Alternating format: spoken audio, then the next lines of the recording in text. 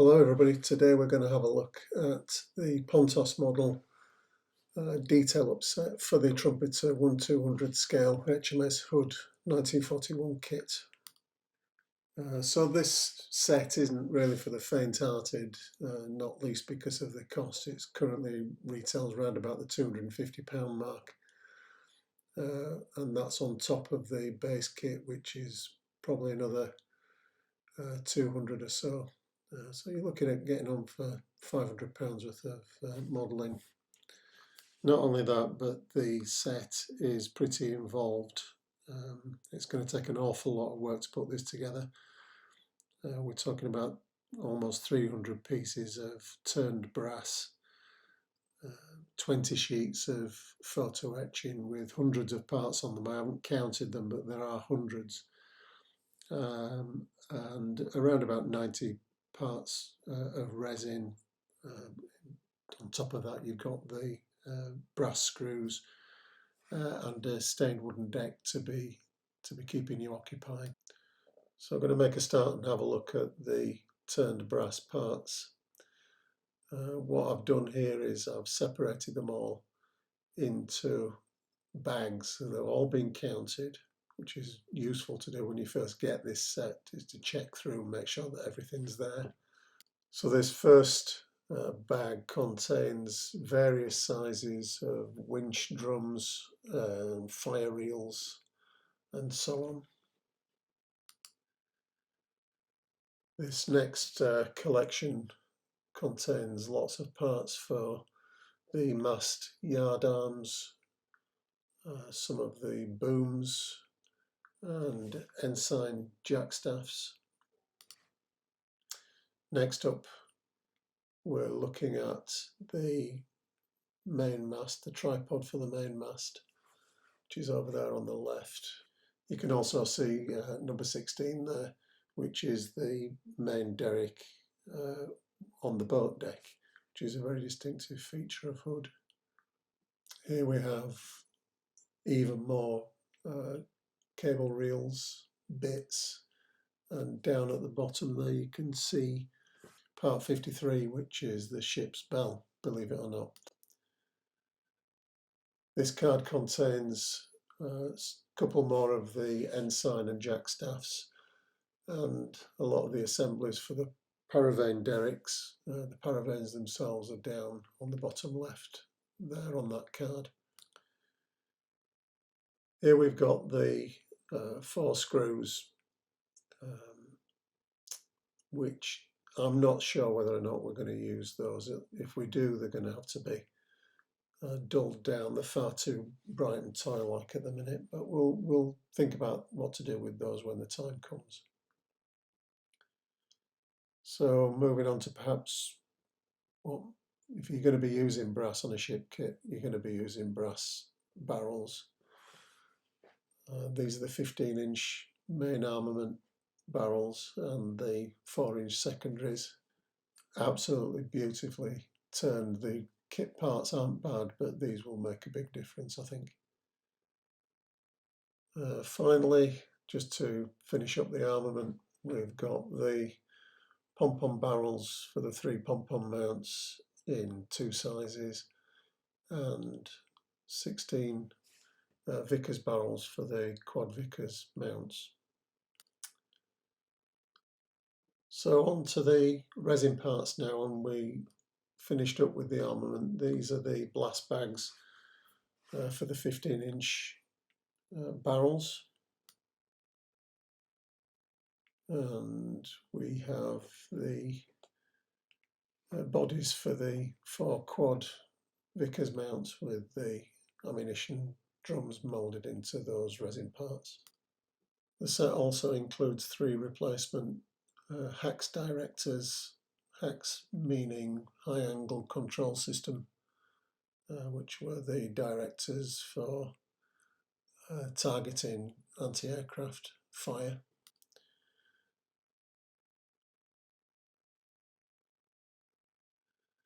We have replacement capstans for the Foxel in 3 different sizes there.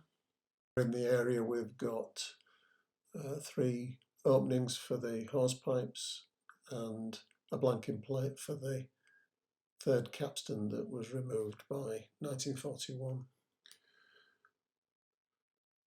Next up we've got the chocks in various sizes. You'll note from the pictures there that they are handed. Obviously they're different from either side of the ship. Next up we've got a set of cleats for the anchor chains.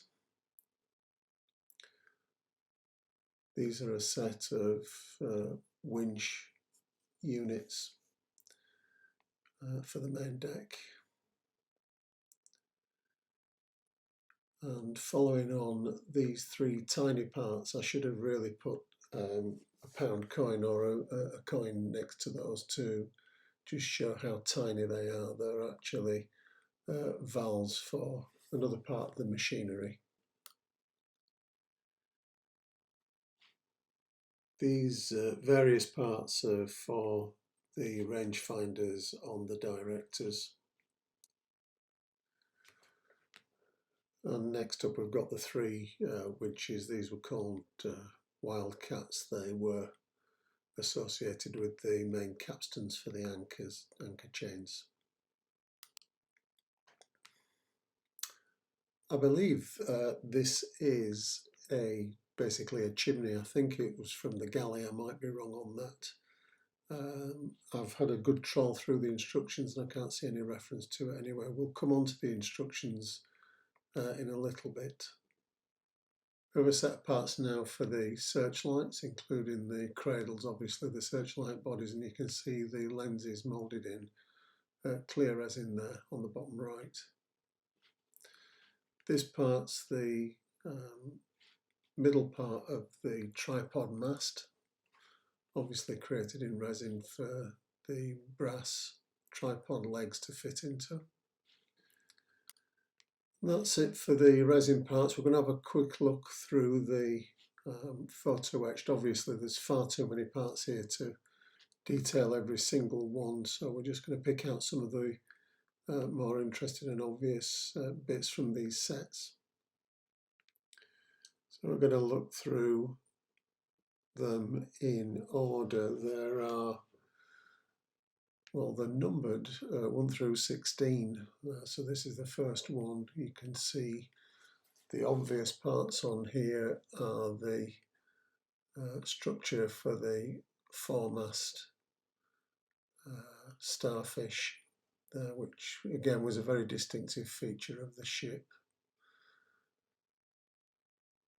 Loads of parts. I don't actually know how many individual brass parts there are. There's probably thousands. By the time you finish, you can see down to the tiniest detail. Those are the rudders actually for the ship's boats. Sheet number 2 contains an awful lot of parts for the main bridge structure, including the platforms and some of the superstructure. See there some of the support framework for the bridge decks.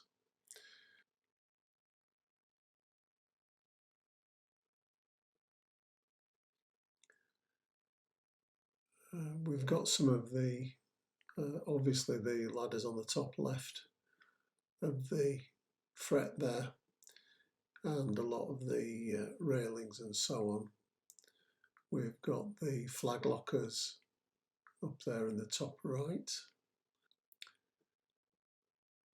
Fret 3 we've got at least one, I think there's another one, of the breakwaters there on the top left.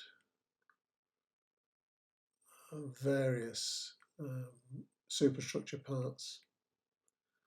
These are all replacing some of the vertical faces of the Trumpeter superstructure. Frets 5 and 6 are very similar but are subtly different because they're designed to cater for the different funnel sizes in the Trumpeter kit, which is an inaccuracy that needs correcting, and there is a way of doing that through the Pontos set. Fret 5 contains obviously one of the right hand, on the top right hand corner there, the foil that wraps around the funnel and the other associated parts. We're going to use that to fix the Trumpeter error in the funnels. We'll come on to that in a little bit. We can show you how to do that.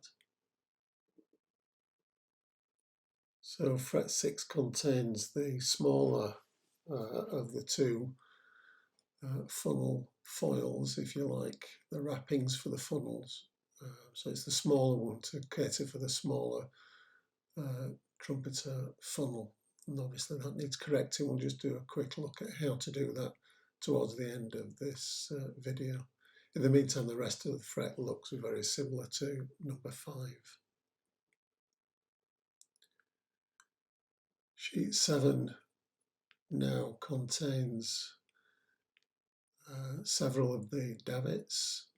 These are the splinter shields for some of the secondary armament on the boat deck. And we've got some parts there for the searchlights, and I believe that's the main mast starfish on the right there.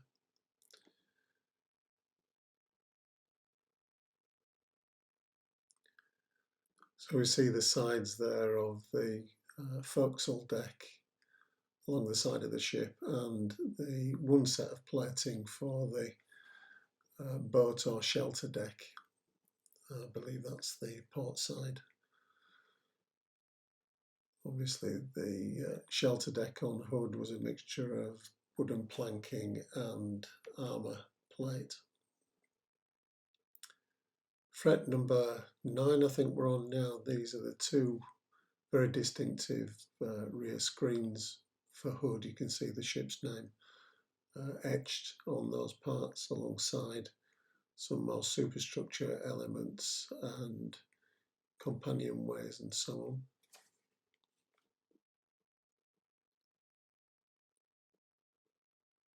Fret 10 now, devoted to the ship's boats. You can see all the crutches are re-provided in the Pontos set. It removes the plastic kit parts, which are a bit over thick, so they'll make a big difference. Number 11 now, we have a lot of the ammunition lockers mostly situated on the shelter deck, a few more ship's boats.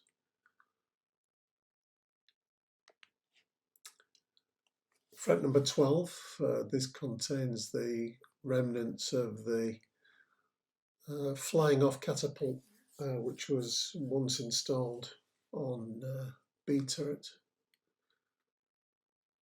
Lots of other very detailed parts, bases for the bollards, more ladders.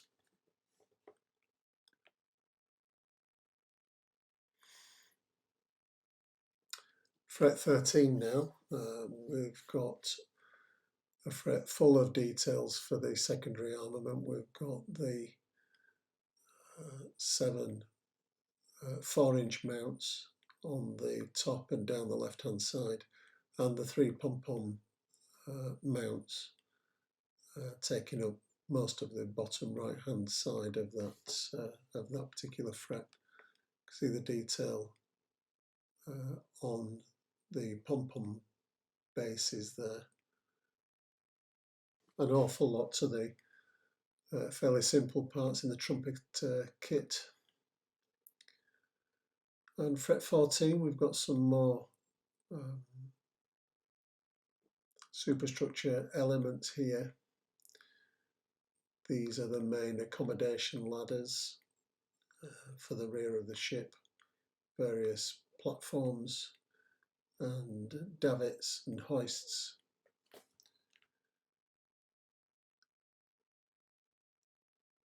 Here we have the elements of the degaussing coil. I'm not certain that it's actually moulded at all in the Trumpeter kit. If it is, it's very simplistic, just a simple block.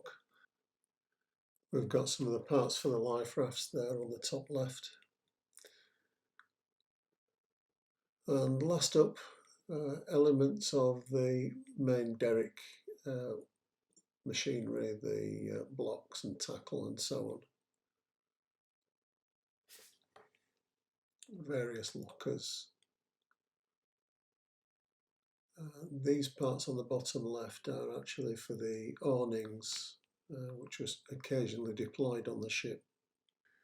This fairly large piece of what I believe is etched nickel steel contains a template there for the hose pipes and so on the Foxel deck, and two large pieces of deck plating for the boat deck. We'll just flip this down onto the bench to get a better look. Just see some doors there on the left, and at the end there, a very nice nameplate with the ship's emblem and a silhouette of the ship as well. We'll add to the display base when the model's completed. We're going to move on now to the wooden deck. It's also contained in the Pontos set. You can see here, this is the main deck actually at the back of the ship.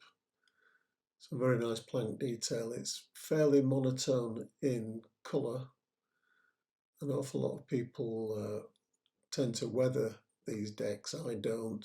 I like to have a fairly fresh look to the decks. Here we have the Foxel deck. There's quite a lot of elements to cut out on these, but they're fairly clearly marked. You can see there right at the front of the Foxel where the hose pipes are located. You'll remember the cutting template or the location template for the hose pipes themselves, and the reinforcing plates for the anchor chains.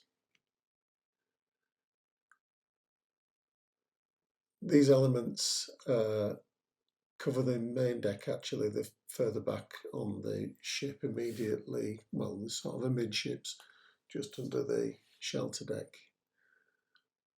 A lot of this can't be seen. There's quite a lot of superstructure occupying the centre of this deck. Again, you can see all the cut points are very clearly marked. It shouldn't present any real difficulties. And finally, we've got the wooden deck elements for the boat or shelter deck. It's the rear portion, the distinctive triangular shape over the rear screens of the ship. There's quite a bit of detail to take out of here. There's lots of vents and hatches and so on, companion ways to cut out. It's probably one of the more complicated elements to deal with. Just going back to the etched, I missed these in the earlier sequence. These are simply some of the ship's railings. They're all etched to fit. We have a couple of correction sets, correction pieces as well, and just to wrap the kit out, we've got some draft marks there at the end. Okay, so earlier in the video we said we were going to look at how you can use the Pontos set to modify the main fault in the Trumpeter kit, which is the different sized funnels. These are the two funnels from the kit assembled. just the main shells of them. The one on the left is actually the smaller of the two. It's very difficult to tell. It's about 2mm difference, which is a significant figure in terms of a 200 scale kit. The foil on the right there will be used to correct the error. So what we need to do is to have two of the fret 5s which contain the larger wrapping for the larger of the two trumpeter funnels. What happened when I got my set, which was at Telford the year before last, was speaking to the guys from Pontos, I arranged for them to send an extra set 5 when I bought this set, and I actually bought the 200th Bismarck set as well from them. So they were very helpful and sent me in the post a couple of weeks, well, a few weeks later, an extra set 5 to do this modification. Shot, you can see the difference between the two trumpeter funnel shells. It's as I said, the difference is 2mm, which equates to getting on for half a metre on the real ship, which obviously is quite noticeable. You certainly can tell when the funnels are mounted. So what you need to do is to take the smaller of the two funnels and cut them in half through the sides and insert a 2mm piece of styrene to expand them and make them the same size as the larger one. You then take the foil from fret 5, you've got an extra fret 5, and use that to wrap the modified funnel. You can see the two fret 5s that I've managed to obtain in this particular shot. Obviously the two frets do contain the correct size parts for the funnel caps, the grills at the top of the funnels there. So that doesn't cause any difficulty. The only thing that you have to do is to modify the plastic, and the two frets take care of the photo etch detail.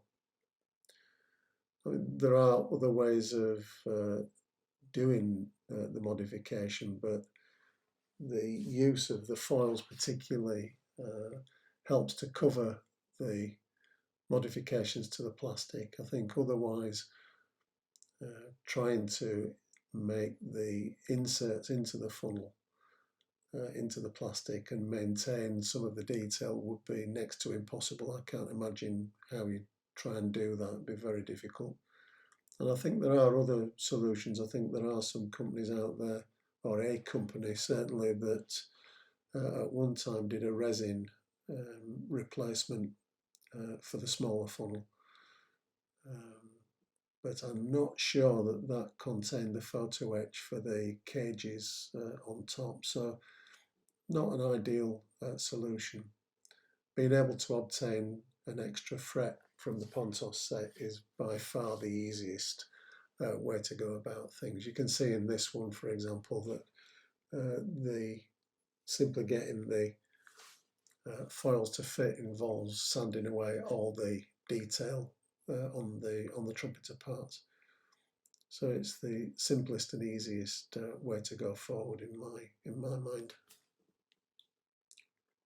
Before we wrap up, just a quick look at the instruction manual. It's about 20 pages long.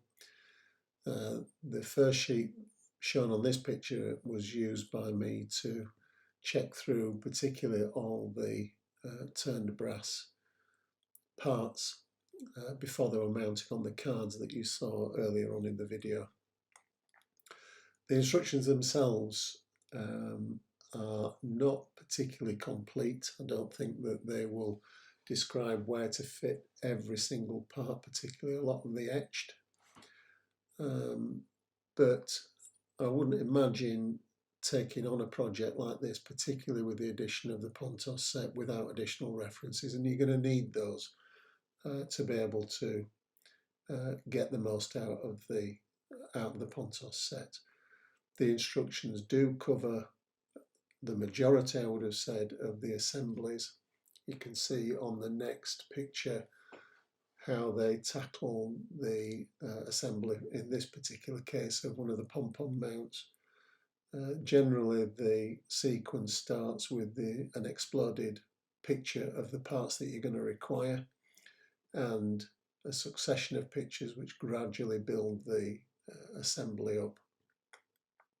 So it's a case, I think, of proper planning, setting out the parts that you're going to need and following through the sequence that's shown in the instructions. But you're going to need, without a doubt, you're going to need some plenty of experience previously with using etch brass and folding etch brass, and the necessary tools to be able to do that successfully. So there we are. That's a quick run through the Pontos Model 1/200th scale HMS hood detail upset. The Trumpeter kit is a good one.